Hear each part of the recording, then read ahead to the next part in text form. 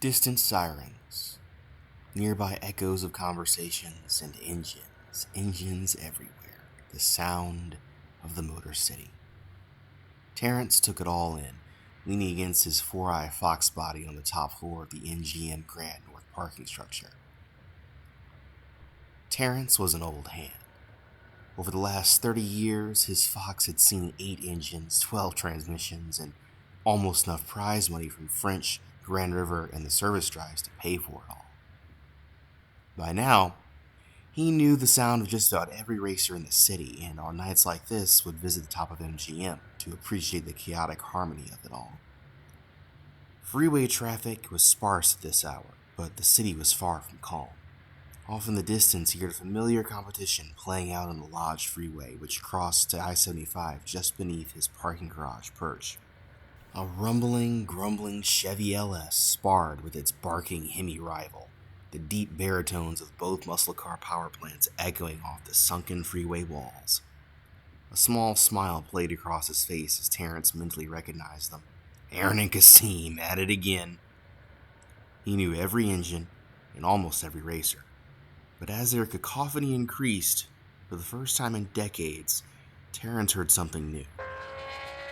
A warbling howl, rapidly rising in pitch to an ear-piercing scream. It was a bigger engine than any motorbike could mount, and spun faster than any car power plant he'd ever laid eyes on. It was drowning out Aaron and Kasim's V8s, and it was approaching the interchange fast. Terrence stepped forward and grasped the concrete railing, peering into the distance. He saw headlights of a Hellcat and a Caprice PPV hurtling down Lodge Trench, southbound. That's when he realized the Lodge was suddenly devoid of traffic. For over a mile on just the southbound side, there was nothing but Aaron, Kasim, and bare concrete. In the next moment, a third set of headlights blew past both as if they were standing still. The third set of lights shrieked, decelerating as it jinked right onto the flyover to I-75. The mystery car cut a sharp racing line as the bridge snaked right and then cut over to the left, running alongside the MGM structure.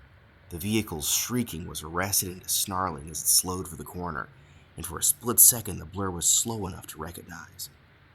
It was a mid-engine 90s supercar with sleek wasp waist curves.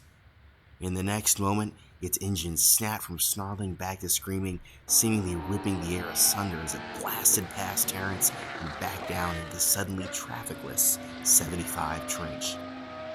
Then, it was gone. The car's banshee-like scream hung in the air afterward as the muscle cars rather pitifully attempted to give chase, their grumbling roars bouncing off MGM as they pursued. Terrence stared down I-75 as a lone Dodge Journey trundled slowly past. He blinked. Then he whistled. Gonna be a hell of a summer.